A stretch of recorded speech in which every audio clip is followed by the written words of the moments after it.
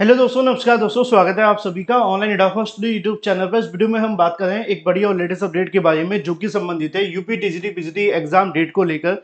जी हाँ दोस्तों, exam date को लेकर एक बड़ी और अपडेट आप सभी के सामने निकल कर आ गई है। और टीजीटी पीजीटी 2022 के बारे में जैसे ही कोई नई और बड़ी अपडेट सामने निकल कर आती है तो आप सभी को ऑनलाइन एडाफा स्टडी यूट्यूब चैनल के माध्यम से दे दी जाती है। अगर बात की जाए UP TGT PGT exam date के बारे में, तो जिसका डर था, जी हाँ दोस्तों, वही हो गया एक बार फिर से।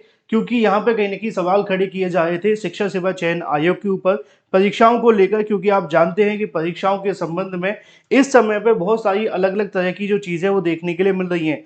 सवाल ये था कि जो शिक्षा सेवा चयन आयोग के माध्यम से टीजीटी और पीजीटी को लेकर आपकी परीक्षा की तारीखें जारी की गई, उसको लेकर अब आयोग क्या करेगा। क्योंकि आयोग के सामने कोई एक समस्या नहीं है, बहुत सारी ऐसी समस्याएं जिनका उनको कहीं ना कहीं निवारण करना था।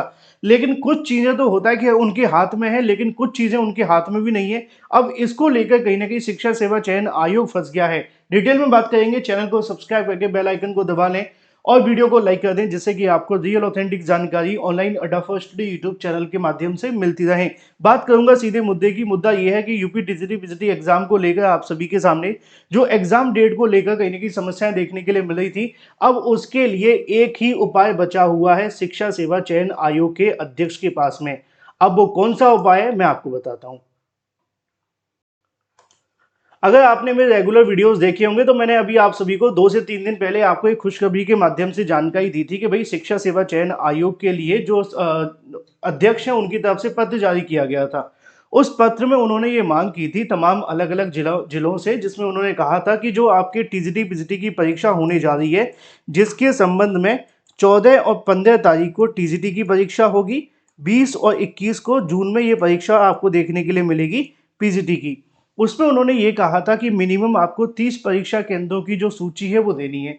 मैंने आपको बताया था। अब हाल ही में आप सभी ने देखा था कि बुलंदशहर के माध्यम से एक जिले ने सबसे पहले जानकारी दी। उन्होंने क्या किया, उन्होंने किया कि आपकी 20 जिलों की जो सूची है बना करके भेज दी शिक्षा सेवा चयन आयोग को। इसके अलावा और भी कई ऐसे जिले हैं जिनके माध्यम से, जैसे कि अगर मैं आपको बताने की कोशिश करूं, जो अंदरूनी जानकारी है उनके मुताबिक, तो तकरीबन जैसे कि आगरा की हम बात करें, कुछ प्रयागराज के माध्यम से, कुछ लखनऊ के माध्यम से। इसके अलावा और भी कई सारे जिले थे जिनकी तरफ से सूचियां भेजी गई थी।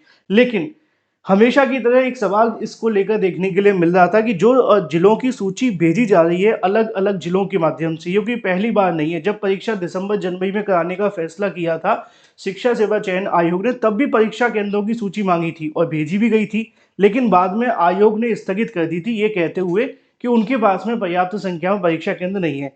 फिर अप्रैल में कराने का फैसला लिया, तब भी परीक्षा केंद्रों की सूची मांगी, तब भी वो सूची भेजी तो गई कई जिलों के माध्यम से। जिसने नहीं भेजी उन्होंने नहीं भेजी, लेकिन कई जिलों ने भेजी। उसका परिणाम क्या हुआ? उसका परिणाम ये हुआ कि फिर वहां पे कहीं ना कहीं परीक्षा केंद्र नहीं मिले। आयोग ने कहा कि भाई अभी महाकुंभ चल रहा है, हम परीक्षा स्थगित कर देते हैं। फिर सबसे अच्छी तारीखें रखी गई मई और जून के लेकर, क्योंकि मई और जून में ज्यादातर स्कूल बंद रहते हैं। ये एक बहुत ज्यादा बेनिफिट की बात है परीक्षा के लिए। लेकिन समस्या ये है कि जहां पर बेनिफिट होता है वहीं पर नुकसान हो जाता है। अब सवाल ये देखने के लिए मिल रहा था कि टीजीटी पीजीटी 2022 की परीक्षा को लेकर जो पत्र जारी हुआ था, कितने जिलों ने जानकारी भेजी, मैंने अभी आपको बताया। कई जिले हैं जिनके माध्यम से, बड़े बड़े जो जिले होते हैं उनकी तरफ से परीक्षा केंद्रों की सूचना जल्दी भेज दी जाती है। क्यों? क्योंकि वहां पे स्कूल और कॉलेज की संख्या ज्यादा होती है, वो बड़े स्कूल बड़े जिले होते हैं, तो ऐसे में वहां पे सरकार का फोकस भी बना होता है। अब यहाँ पे जिन जिलों ने अपनी सूची भेज दी वो अच्छी बात है, लेकिन जो जिले सूची नहीं भेजे हैं उनके लिए दिक्कत है। क्यों? क्योंकि अब यहाँ पे आयोग के सामने एक ही उपाय है। क्योंकि हमें जिसका डर था वो आप जानते हैं, हमें डर था कि भाई टीजीटी पीजीटी को लेकर परीक्षा केंद्र मिलेंगे नहीं मिलेंगे, क्या होगा क्या नहीं होगा। दूसरी जो चीज हमें देखने के लिए मिल रही थी वो ये थी कि अब शिक्षा सेवा चयन आयोग के पास क्या उपाय है परीक्षा कराने के लिए, अगर परीक्षा केंद्र नहीं मिल पाते हैं तो। इसको लेकर मैंने आप सभी को तकरीबन एक हफ्ते पहले बताया भी था कि आयोग के पास में जो एक उपाय होगा उसका ही उनको इस्तेमाल करना होगा, अदरवाइज आप जानते हैं क्या होगा। मैं अभी बोलना भी नहीं चाहता उस मामले पर, क्योंकि अगर इस उपाय का इस्तेमाल नहीं किया तो फिर कहीं ना कहीं समस्याएं और ज्यादा बढ़ जाएंगी। मैं आपको दिखा भी देता हूँ उस उपाय के बारे में, टीजीटी पीजीटी परीक्षा कराने को लेकर। और ये कोई एक ऐसी चीज नहीं है, कई अलग अलग, अगर बात की जाए आयोगों के माध्यम से इसका जो इस्तेमाल है पहले किया भी जा चुका है। इसके बारे में जानकारी आप सभी को यहाँ पे देखने के लिए मिल जाएगी। ये आज ही का न्यूज़पेपर है जो यहाँ जारी किया गया है। अब इस पर फैसला किसको लेना है? शिक्षा सेवा चयन आयोग के अध्यक्ष को। क्योंकि सब अपनी तरफ से जानकारियां दे सकते हैं, फैसला तो आयोग ही करेगा ना। यहाँ पे आप सभी देखें, एक बड़ी जानकारी आज ही के अलग अलग न्यूज़पेपर में, अमर उजाला में दी गई है। प्रयागराज का ये संस्करण है, पढ़ करके देखिएगा, आजकल तो ऑनलाइन मिल जाते हैं। लिखा हुआ है कि बड़ी परीक्षा के लिए चुनौती, बन रहे हैं केंद्र निर्धारण की नीति। अब केंद्र निर्धारण की नीति वही है जो शासन ने जारी किए थे गाइडलाइन। लिखा हुआ है कि अधिक संख्या में परीक्षा के लिए पर्याप्त संख्या में नहीं मिल पा रहे हैं केंद्र। टीजीटी पीजीटी परीक्षा के लिए 2000 से ज्यादा परीक्षा केंद्रों की आवश्यकता पड़ेगी। 75 जिले हैं, हर जिले से यहाँ पे 30 जिलों की सूची मांगी गई थी। अब आप अंदाजा लगा करके देखिए कि यहाँ पे आप सभी के सामने जिलों की आपको कितनों की आवश्यकता है, और तकरीबन हमारे पास में कितने मिलेंगे, 2000 परीक्षा केंद्र आपको चाहिए परीक्षा कराने के लिए। लिखा हुआ है कि अगर बात की जाए जो आपके परीक्षा केंद्र निर्धारण की जो चुनौतियां बन गई है, इसकी वजह से उत्तर प्रदेश लोक सेवा आयोग पिछले साल पीसीएस और आरओ परीक्षा टालनी पड़ी थी, है ना। अब उपाय कौन सा है वो भी आपको बताता हूँ। यहाँ पे लिखा हुआ है कि उत्तर प्रदेश लोक सेवा आयोग ने अपनी उन परीक्षाओं को टाल दिया था, किस वजह से, कि उनको परीक्षा केंद्र नहीं मिले थे। काफी मशक्कत के बाद केंद्रों की व्यवस्था होने पर शिक्षा सेवा चयन आयोग ने 16 और 17 अप्रैल को असिस्टेंट प्रोफेसर परीक्षा कराएगा। इससे पहले अगर बात की जाए, इस परीक्षा को एक बार टाला भी जा चुका है, आप जानते हैं। टीजीटी पीजीटी 14 और 15 मई को होने जा रही है। इसके अलावा अगर बात की जाए जो पीजीटी की परीक्षा, उसके लिए आपकी परीक्षा जून में होने जा रही है। यहाँ पे लिखा हुआ है कि 8,19,000 अभ्यर्थियों की परीक्षा कराने के लिए तकरीबन आयोग को 2000 से ज्यादा परीक्षा केंद्रों की आवश्यकता पड़ेगी। नई केंद्र निर्धारण नीति में निजी स्कूलों को केंद्र बनाए जाने पर रोक लगा दी गई है। ऐसे में पर्याप्त संख्या में केंद्रों की व्यवस्था कर पाना बड़ी चुनौती होगा।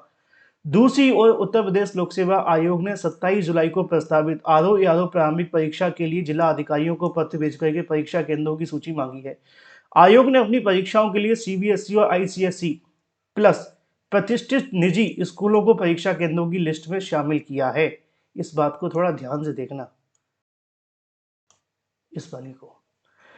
उनका कहना है कि इसको लेकर प्रस्ताव शासन को भेजा है। आरओ यादव परीक्षा के लिए 11 लाख अभ्यर्थियों ने आवेदन किया है। एक दिन में इस परीक्षा को आने में काफी ज्यादा समस्याओं का सामना करना पड़ेगा। लोक सेवा आयोग प्रदेश के सभी जिलों में केंद्र बनाने होंगे। सीबीएसई और आईसीएसई के प्रतिष्ठित जो निजी कॉलेज है उनको भी केंद्रों की लिस्ट में शामिल कर लिया गया है। प्लस उनका ये भी कहना है कि इसको लेकर इसके बाद ही इस परीक्षा के लिए पर्याप्त संख्या में केंद्रों की व्यवस्था हो पाएगी, और ये तभी होगा जब केंद्र निर्धारण के नियम शिथिल किए जाएंगे। अभी 4-5 दिन पहले भी इसको लेकर जानकारी आई थी, आपने देखा था, तब भी मैंने आपको बताया था। आज भी आपके सामने ये जानकारी आ रही है, और ये जानकारी बेहद महत्वपूर्ण है। ऐसा नहीं है कि ये जानकारी आपके लिए नहीं है, उसकी वजह है कि टीजीटी पीजीटी परीक्षा के लिए 2000 से ज़्यादा परीक्षा केंद्रों की आवश्यकता है। एक जिले से उन्होंने 75 जिलों की सूची मांगी है, ठीक है, सॉरी 75 जिलों से मिनिमम 30 जिलों की सूची मांगी है। अब आप सीधे मैथमेटिशियन है तो आप करेंगे मल्टीप्लाई, तो आप पाएंगे कि आपके पास में तकरीबन, जब आप 35 का मल्टीप्लाई कर देते हैं यहाँ पर 30 के साथ में, तो आपके पास सामने डाटा कितना निकल आता है, 2250 के समथिंग। तो आयोग भी इस बात को जानता है कि हमें 2000 से ज़्यादा चीज़ें चाहिए। अब मिल कितनी रही है, मिल आपके सामने रही है। अभी हाल ही में एक जिले ने 20 भेजी थी, है ना, किसी ने 15 भेज दी, किसी ने 10 भेजी, किसी ने 25 भेज दी, लेकिन औसतन निकाल करके देखें तो 20-25 के आसपास ही चल रहा है। और जो टारगेट सेट किया गया उसके मुताबिक देखा जाए तो वहां तक अभी टारगेट पहुंचा नहीं है। अब देखना यह होगा कि आयोग इस उपाय का इस्तेमाल करेगा, क्योंकि परीक्षा कराने के लिए एक यही उपाय मौजूद है कि परीक्षा केंद्रों को आप सभी के लिए निजी सीबीएसई और आईसीएसई बोर्डों को बना लिया जाए, तो ये परीक्षा आसानी से हो जाएगी। अब ये फैसला अध्यक्ष को करना है, शासन को करना है। देखना ये होगा कि वो कब तक इस मामले में फाइनल डिसीजन लेते हैं। इंतजार है 18 अप्रैल 2025 तक का, क्योंकि वही लास्ट डेट है। Thank you for watching this video.